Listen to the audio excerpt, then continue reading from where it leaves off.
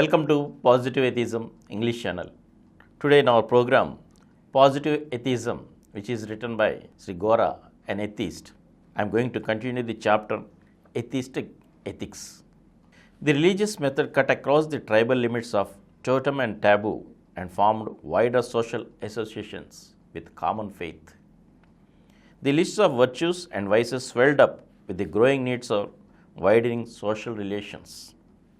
Myth and mythology, story and fable with gods, angels, and demons figuring in them, explained the advantages of love, truth, compassion, and cooperation, and pointed out to the suffering of perdition that awaited hate, greed, and falseness.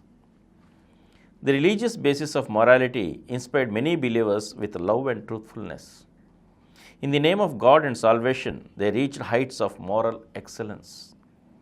Assured of salvation in afterlife, believers did not hesitate to lay down their lives in the cause of honesty. Further, the belief that God knew what man did in secret chastened personal conduct. Yet, the benefits of the religious method for morality were undermined by its inherent defect. Whereas self-discipline recognized morality directly as a social need, religious belief was obviously an indirect method. It regarded morality as a means of salvation in afterlife. If salvation could be obtained by other means, a believer could very well disregard his social obligations. Monasticism is a clear example of the abuse. Because religious belief invests it with respectability, idlers take to prayer, meditation, rosary, and fasting instead of satisfying the rigid needs of social living. From the rational point of view, hermits are a lazy lot and prayer is a waste of time. The situation is worsened when priests sold indulgences and thereby commercialized religious faith. Under the pretense of penance, criminals could escape opprobrium and knaves could cheat honest believers. Another defect of the religious method was its commandments of do's and don'ts. They killed the initiative of believers and moved them in ruts of routines. With the best of intentions, the authors of scriptures, the Bible, the Quran, the Zend-Avest, and Bhagavad Gita prescribed a long list of do's and don'ts for the faithful to follow.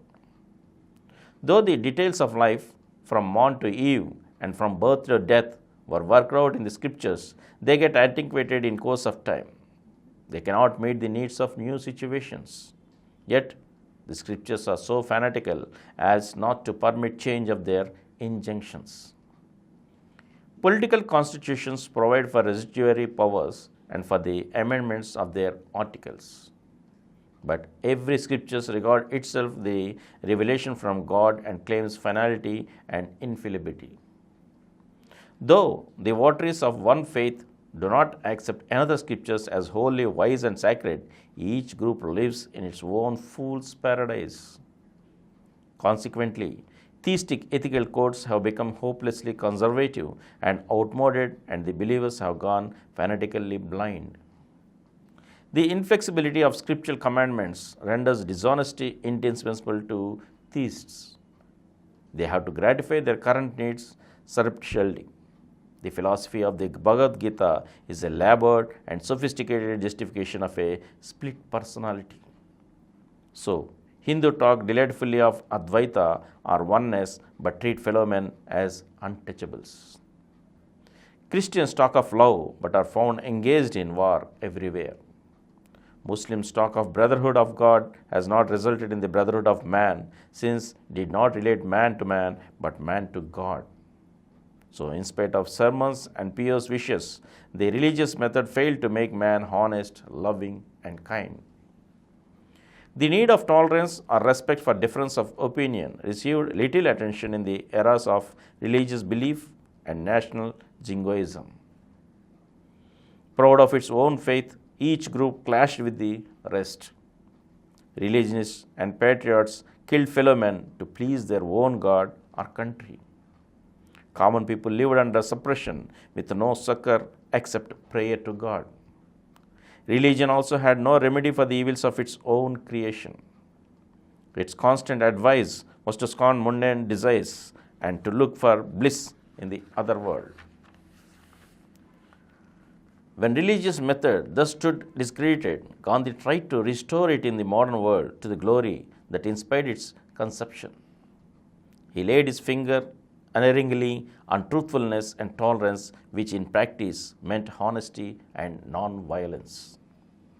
His experiments with truth attracted wide attention all over the world, both because he touched all the branches of modern life with the wand of truth and because he activated truth with the non-violent sections of Satyagraha.